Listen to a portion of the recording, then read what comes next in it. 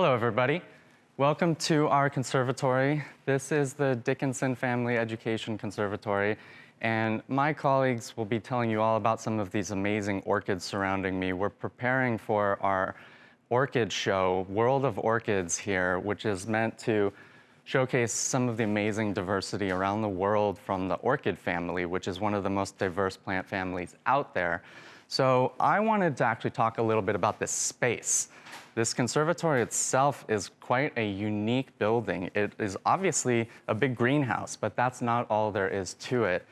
We wanted to build out a space that had flexibility and could be used for multiple purposes. So if you have been in this conservatory as a regular day-to-day garden visitor, you probably recall that these chandeliers that are above and behind me actually were at ground level throughout most of this season. And one of the fun things about this space is that it was built so robustly that we can actually elevate hundreds of pounds of tropical plant material overhead, which allows us to actually get a different vantage of viewing it. It also gives us a little bit more of an organic sense of how these plants would exist naturally, because they tend to grow in the tree canopies rather than from the ground. Another thing that's wonderful about being able to lift the plant material overhead is that we get to use the floor space. So behind me and around me, there's just orchids galore and some meandering, really amazing little nooks and crannies and pathways inside of our conservatory. And when it comes to this building and our region, we're really uniquely suited to be able to do this. We're growing full-blown tropical plant material, but in a facility that opens all the way up and allows full cross breeze, allows people to come and go from different aspects of the building, and all of that has some influence on how we manage the horticulture of a space like this.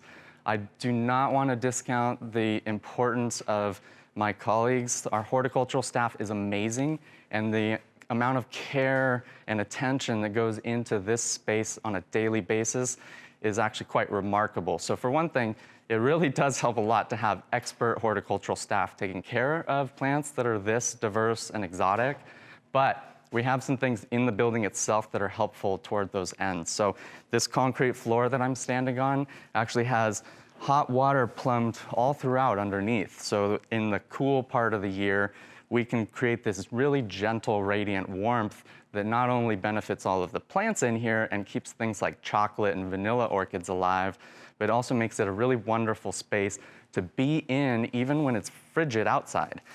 On top of that, we have shade and vents that are actually controlled by a computer sensor program. So throughout this building, we have sensors for things like temperature, humidity, and light.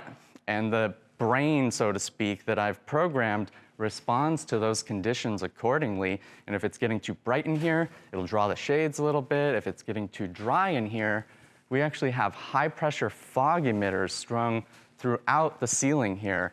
And they put out such a fine droplet sized mist that it actually doesn't even condense on surfaces. It just humidifies the air and helps with cooling of this space.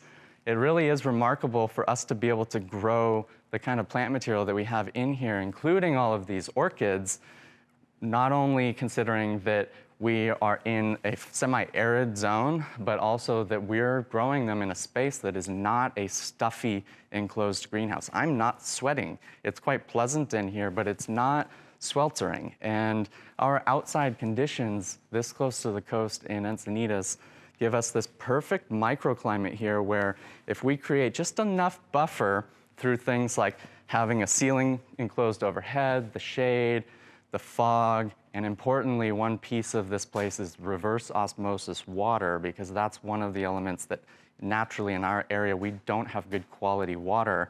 And these tropical plants, these epiphytes, including all of these orchids, do not like the dissolved solids in our water. So reverse osmosis is an important part of caring for this kind of plant collection, the moderation of the conditions. So we want it to be not blazing hot, not cold, kind of this medium zone in terms of both temperature and humidity, so that we're trying to get flourishing tropical plant material so that people want to come in here to see the plants. That's the whole point.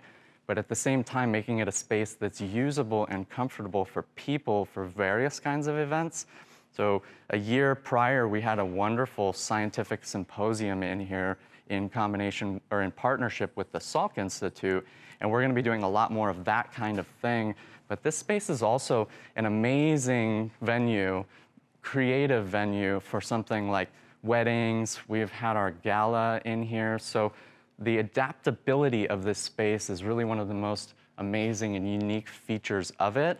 And just because we are in such a wonderful little climate zone here in coastal Southern California, we are able to walk this delicate balanced line of warm enough and humid enough for the plants, but moderate and pleasant for humans.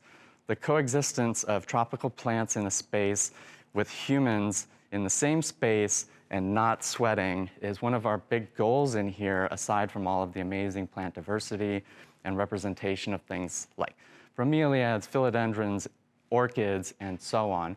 I don't think that I have to keep selling the plants in this space to you, because the plants do that themselves, and my colleagues are going to do a great job of talking about some of the specific plants in here right now. But when you're here next, take a look at the facility itself. There's a lot of engineering that goes into this. It's a pretty technical operation. There's boiler systems and all of this stuff. So when you come through here and you're appreciating all of these wonderful little fragrant and delicate and just incredibly ornate orchid flowers, also look around and think about what it takes to be able to host these kinds of plants in a space like San Diego. And we at the San Diego Botanic Garden, and me personally, because I've spent so much time trying to make this conservatory something that is worth sharing and presenting, we are really proud of what this space represents in terms of contribution to our community. So I really hope that not only will you come multiple times during the month of April, because we're going to be swapping out orchid plants throughout, but I hope that you'll also consider this space if you're thinking about where can we host something, and we want it to be an incredibly immersive, just unique backdrop or kind of venue space. This might be worth considering, and you can reach out to my colleagues about arranging that kind of thing. So come and visit, but also think about us for weddings and so on.